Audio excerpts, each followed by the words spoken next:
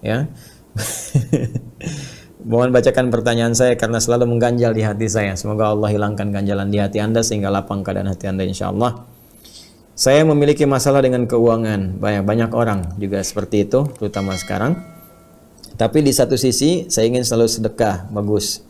Karena Allah menjamin sedekah adalah pangkal kaya akan setiap rezeki dan selalu dibalas minimal 10 kali lipat. Tahu Anda? Alhamdulillah.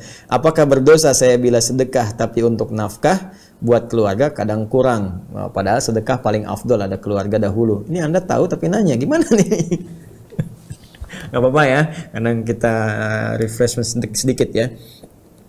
Baik, tapi saya ingin selalu mengeluarkan di jalan Allah karena janji Allah pasti benar dengan dibalas ribuan kali lipat. Mohon jawaban dan solusinya ya Ustaz. Jazakallah khair. Semoga Allah muliakan Anda, keluarga Anda, melapangkan rezeki untuk Anda dan kita semua termasuk di dalamnya.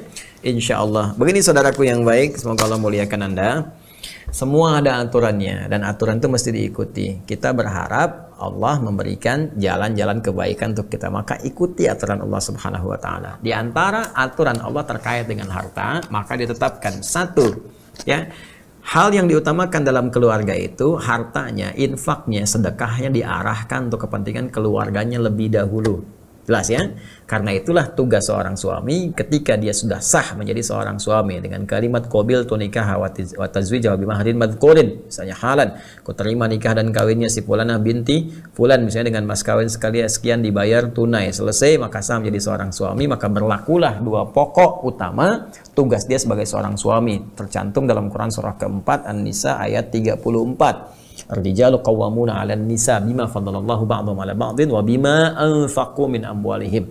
Ya Allah, jadikan seorang laki-laki itu adalah yang paling utama, pemimpin utama, ya, lokomotif paling utama yang ada di rumah tangganya. Dia dibekali menjadi pemimpin karena dua potensi yang telah Allah tetapkan pada dirinya. Satu, qawwamuna 'alan nisa, punya potensi Allah lekatkan pada dirinya sebagai seorang pemimpin, bawaan dengan wibawanya, dengan kata-katanya, dengan postur tubuhnya. Makanya silakan lihat laki-laki, ya, lain pembawaannya, tegapnya, kerasnya, macam-macamnya, ya. Beda dengan perempuan, lembutnya, kan, lemah sayangnya dan sebagainya. Maka jangan jadi perempuan yang ke laki-lakian atau laki-laki yang ke perempuan-perempuanan. Itu capek hidupnya nanti. Bandingkan kembali kepada fitrahnya masing-masing dan pertahankan itu dalam kebaikan. Ya, makanya dari fisik pun bodinya itu dibentuk oleh Allah. Makanya yang tumbuh itu kumis, janggut. Gak ada perempuan berjanggut, perempuan berkumis. Ya, saya malu perempuan janggutan situ pakai cadar aja. Nggak ada yang seperti itu. Perempuannya perempuan, laki-laki laki-laki. Jadi posturnya sudah mendukung, besarnya, tegapnya, segalanya, jalannya, dan kekuatan yang diberikan oleh Allah untuk memberikan perlindungan kasih sayang. Karena itu laki-laki sering diisyaratkan dalam Al-Quran seperti matahari. Seperti Nabi Yusuf pernah bermimpi, ya, saya melihat matahari dan rembulan serta 11 gemintang bersujud hormat kepada saya. Maka bapaknya mengatakan, dia menjaga, jaga itu ya. Allah akan berikan derajat, angkat derajat kamu, jaga baik-baik, ya. Dan ditafsirkan siapa? Matahari itu ternyata bapak, ayah, ya. Sedangkan rembulan ibu. Matahari itu apa fungsinya? Matahari memberikan sengatan panas, memberikan cahaya dan sebagainya. Maka demikian, seperti pakaian dijemur dengan matahari hilang, kemudian basah-basah itu. Dengan matahari ada sengatan-sengatan yang memberikan kepanasan. Maka demikian lindungi keluarga Anda, istri Anda sayangi keluarga Anda. Ada yang ganggu sengat dengan panas, dengan kekuatan Anda. Ketika ada air mata yang mengalir, maka berikan cahaya-cahaya untuk menghilangkan air mata yang mengalir di pipi itu, di istri Anda, di anak Anda dan sebagainya. Jadilah matahari. Ya, Masya Allah, itu yang hapus dengan tangan Anda. Itulah sinar-sinar kebaikan Allah sampaikan lewat jemari-jemari Anda. Baik, demikian lewat kata-kata Anda, itu sinar-sinar kebaikannya. Ya, lawannya adalah bulan. Maka perempuan diilustrasikan seperti rembulan. Rembulan itu keindahannya. Ya, keindahannya, bukan bentuk fisiknya. Ada keindahannya, tampilannya. Makanya kalau pengen lihat indah kan bulan, bukan matahari. Lihat matahari Anda buta gitu kan. Lihat rembulan. Malam-malam Anda melihat keindahannya, tampilnya, pesonanya. Maka perempuan, maka dia berhias. Ya, berhias supaya terlihat indah, baik oleh siapa? Suaminya, bukan orang lain. Makanya bukan berhias tampil di IG, di YouTube supaya orang lihat, bukan. Ya, Anda dilihat oleh suami Anda, kan, dilihat oleh keluarga Anda, tampil indah, baik, lembut karakternya. Nah, itulah pemimpin yang pertama. Jadi yang kebalik, ya, rembulan jadi matahari, matahari jadi bulan, dia yang repot. Ya, dengan kekuatan bulan aku menghukummu, nggak bisa. Bulan ya bulan, matahari ya matahari. Ya, kedua, tugas laki-laki itu jadi apa? Ya, adalah mencari nafkah, infak, wa bima anfaqu min amwalihim, diberikan oleh Allah potensi untuk bekerja, mencari nafkah. Nafkah itu singkatan dari infak, anfaqo yunfiqo, ya. Jadi nafkah diberikan itu dengan pencarian, dengan mencari, ya, bekerja keluar, begitu didapatkan, lihat tuh keluarga dulu, kebutuhannya berapa. Makanya niatkan kepada Allah, itu pasti dikasih kok. Bahkan Allah berjanji kok di surat An-Nur itu, kalaupun Anda dalam keadaan iyakunu fuqara yughnihimullah min fadli. Kalau kamu pun dalam keadaan fakir, dibikin kaya kata Allah.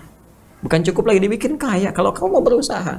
Jadi nikah itu barokahnya banyak nih. Ayo yang jomblo, ya jomblo barokahnya banyak.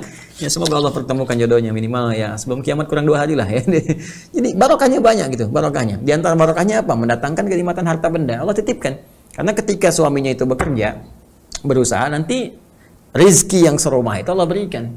Maka bekerja dengan cara yang benar. Kadang-kadang diakumulasikan. Hari ini nggak dapat, besok nggak dapat. Hari ketiga itu rizki diturunkan. Itu rizki termasuk hari pertama dan kedua diakumulasikan jadi satu. Ya, ini cara memahaminya seperti itu. Jadi kalau Anda sedang berusaha dalam pandangan Anda gagal, jangan simpulkan gagal. Mungkin Allah ingin menaikkan derajat kita. Ilmu tambah lagi, wawasan tambah lagi. Kadang-kadang muter kan, muter. Anda tuh sebenarnya sedang bekerja nyari sesuatu. Tempatnya di sini. Cuma dibikin muter dulu ke sini, belok ke sini, ke sini, ke sini. Tiba-tiba tahu di ujung hari ketiga ada di sini tempatnya. Kalau Anda nggak paham fikih kehidupan, wah, ngeselin banget tuh. Capek, ya Allah. Di sini rupanya. Tapi Anda nggak sadar, ternyata Allah berikan jalan untuk Anda mengetahui wawasan sekitaran ini. Sehingga ketika Anda bekerja misalnya di tempat ini, Anda sudah tahu akses ke sini. Ke sini pakai apa, ini ada di mana, ini ada jalan tikusnya, ini jalan kelincinya, ini jalan cacingnya, jalan macam-macam lah gitu kan. Ya, ini alternatifnya macet di sini. Sehingga Anda bisa menjadi pekerja yang baik di dalamnya. Ya, jadi itulah hidup. Ya, setelah itu Anda bikin pemetaan. Berapa kebutuhan pokok di rumah tangga? Anak untuk sekolah berapa dan sebagainya. Kebutuhan sekian. Anda bekerja, misalnya kebutuhan 5 juta, dapatnya 10 juta. Baru kelebihannya itu Anda gunakan untuk zakat atau kewajiban-kewajiban harta. Ya, mal di situ kewajiban al-wajibatul maliyah. Bisa untuk zakat kalau sudah terpenuhi bagian nasabnya, ya, kemudian di haulnya, dan bisa juga digunakan untuk kepentingan infak. Infak nanti ya. Jadi kalau Anda misalnya belum sampai nisabnya untuk zakat, Anda bisa gunakan infak. Infak ini kalau Anda keluarkan, nanti ada 5 prioritas yang paling utama di Quran surah kedua ayat 215 misalnya, ya. Yas'alunaka madza yunfiqun qul ma anfaqtum, ya, katakan min khair. Mereka bertanya pada Muhammad SAW tentang apa yang harus diinfakkan. Katakan kata Allah, kalau mau infak yang baik-baik. Untuk siapa? 5 golongan. 1 lil walidain, kedua orang tua. Kan? Kemudian al-aqrabin, orang kerabat terdekat, wal yatama, orang yatim, wal masakin, orang-orang miskin, wabis sabil, orang-orang yang kesulitan bekal di perjalanan. Ini berikan infak porsinya. Ya. Kalau sudah masuk zakat misalnya, nisabnya ada, maka berlaku untuk 8 golongan. Pindah ayat, surah ke-9 ayat 60. Innamas shadaqatu lil fuqara wal masakin wal 'amilin 'alaiha wal mu'allafati qulubuhum fil riqab wal gharimin, ya, wa fi sabilillah wa ibnis sabil. 8 golongan. Maka di sini Anda tinggal petakan saja. Kalau Anda kemudian kelebihan, itu baru dikeluarkan. Jangan sampai Anda infak, keluarga Anda kesulitan, itu nggak dibenarkan. Itu tidak dibenarkan, Pak. Terus Anda katakan, tapi Abu Bakar dulu begitu, Ustaz. Menyerahkan semuanya. Itu si Abu Bakar. Anda siapa gitu kan? Abu Bakar itu ketika ditanya oleh Rasulullah, "Madza tarakta li ahlik?" Ya, apa yang kamu tinggal untuk keluargamu? Allah wa Rasulahu, saya tinggal ke Allah dan Rasulnya. Jadi Abu Bakar itu tingkat keimanannya sudah luar biasa. Ya, saking dekatnya dengan Allah, ya, kalau berdoa mengangkat tangan dijawab oleh Allah. Ya, bahasa paling tegasnya kalau dia katakan, "Ya Allah, saya minta gandum, minta kurma," langsung diantarkan orang hamba Allah ngantar. Ini kurma, ini gandum dengan izin Allah Subhanahu wa taala. Saking dekat dengan Nabi, dimuliakan oleh Allah, ya kan? Hidupnya dengan Nabi, menemani Nabi hijrah, di kuburan mendampingi Nabi, di surga sesurga dengan Nabi. Ya, saking dekatnya. Itu dzawil qurba. Al-mawaddah fil qurba, rasa cintanya, saking dicintainya oleh Nabi, maka Nabi pun memberikan statement yang sangat indah kepada sahabat Abu Bakar dengan sahabat-sahabat utama lainnya supaya tidak menyakiti mereka. Ya, la tasubbu ashabi, jangan hina, jangan jelekkan sahabat-sahabat saya, jangan cela mereka, karena nanti akan datang satu masa, kata Nabi, banyak orang mencela sahabat-sahabat Nabi. Maka itu direndahkan, dihinakan oleh Rasulullah SAW seperti menyakiti beliau sendiri. Dan ini pun disampaikan juga bahkan oleh Hadratus Syekh, ya, Muhammad bin Hashim Al-Asy'ari, pendiri Nahdlatul Ulama, tanggal 31 Januari tahun 1926.